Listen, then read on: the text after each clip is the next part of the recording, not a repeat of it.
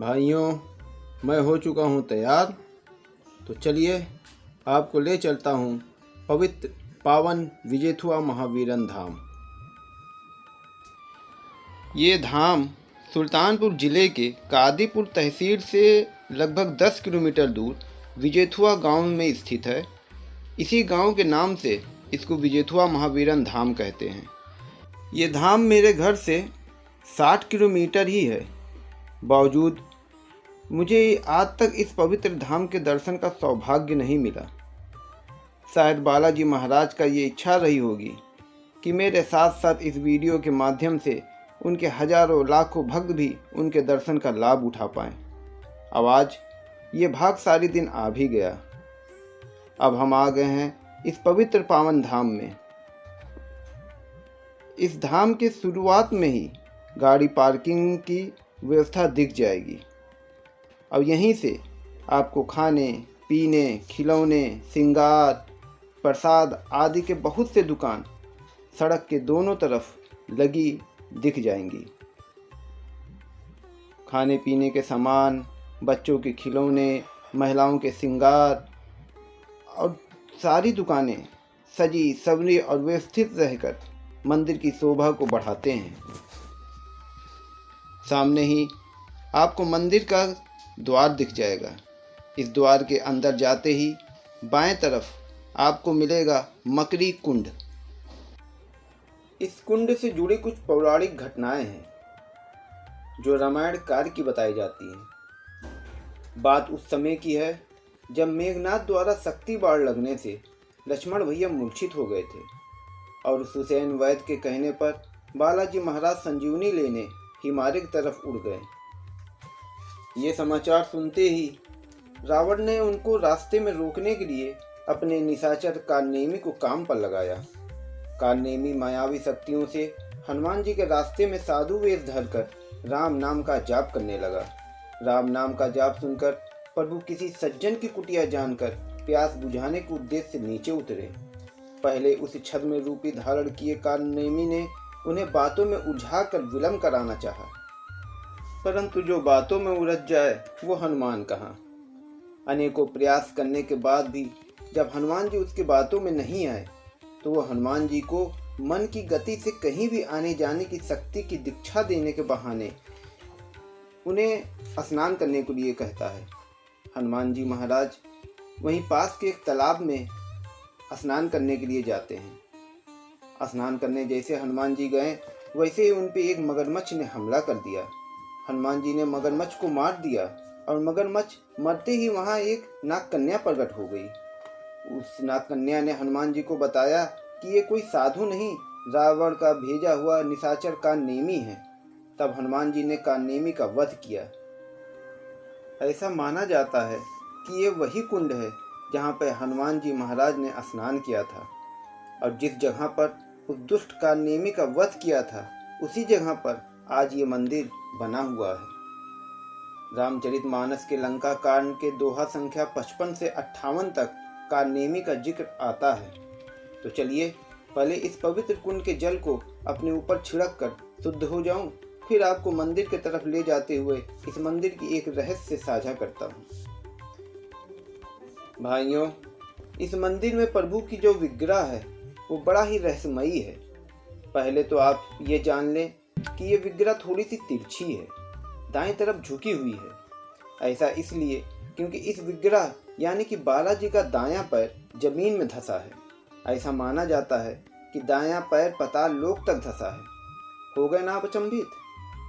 इस अविश्वसनीय बातों को जानने की इच्छा से कई साल पहले पुरातत्व विभाग द्वारा मूर्ति के पास खुदाई करके उनके पैरों की तह तक जाने की कोशिश की गई थी।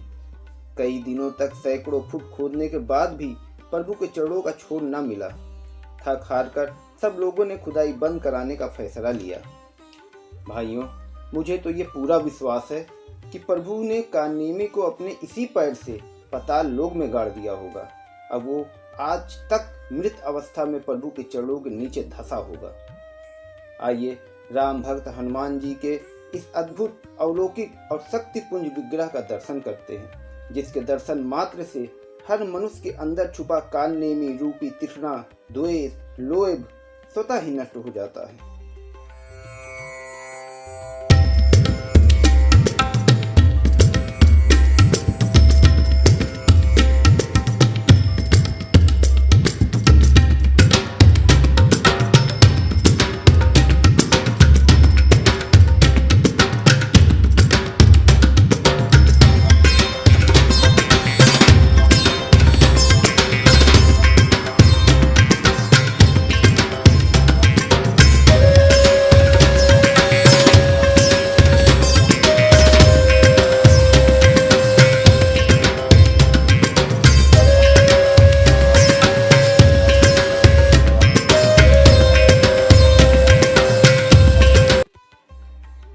मंदिर के सामने प्रांगण में घंटी बांधने से भक्तों की हर मनोकामना मारुति नंदन पूर्ण कर देते हैं, ऐसी मान्यताएं हैं।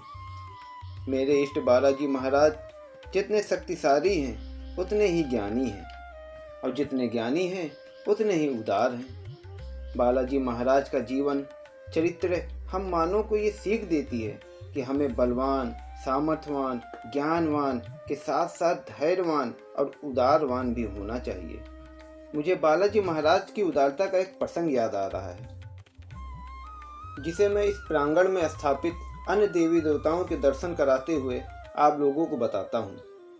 ये प्रसंग कुमार विश्वास जी ने अपने एक कथा में कही थी। जब बालाजी महाराज कालनेमी का वध करके संजीवनी लेने आकाश मार्ग से आगे बढ़े, तब वो विचार किए कि कहीं संजीवनी लेके पहुंचने में देर ना हो जाए, क्योंकि वैद्य सुसेन ने स्पष्ट कहा था कि सूर्य उदय के पूर्व ये संजीवनी बूटी लक्ष्मण को मिल जाना चाहिए, तभी ये स्वस्थ हो पाएंगे, अन्यथा अनर्थ हो सकता है। ये विचार आते ही पवन पुत्र तिरुवेग से उड़े। उसी समय उन्हें सूर्यदेव दिख गए। सूर्यदेव को सारी बात बताकर अभी न उदय होने की प्रार्थना के उद्देश्य से हनुमान जी महाराज उनके समझ गए। यहाँ पर ध्यान देने योग की बात है कि सर्वशक्तिमान, सामर्थ्यवान, ज्ञानियों में अग्रणी, पंच तत्वों में एक पवन के पुत्र, वीरों के वीर होने के उपरांत भी अंजनी लाल ने कितने विनम्रता और आग्रह पूर्वक प्रार्थना किया है। हनुमान जी महाराज सूर्यदेव से कहते हैं, हे सूरज, इतना याद रहे, संकट एक सूरज वंश पे है। लंका की नीच राहु द्वारा आघात दिनेश अंश पे है।